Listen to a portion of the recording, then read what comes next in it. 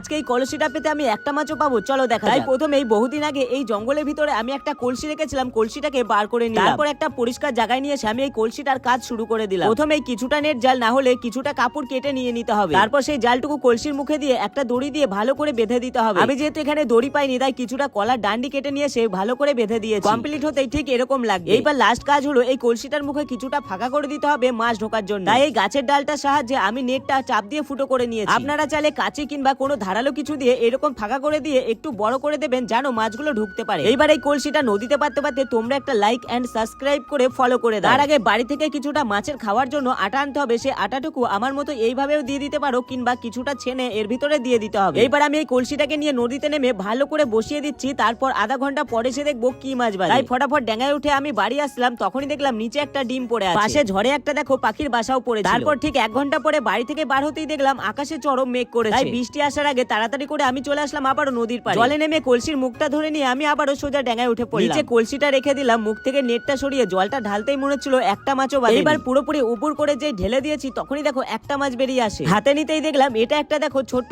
রুইয়ের পোনা মাছ বেঁধে গেছে আজকে।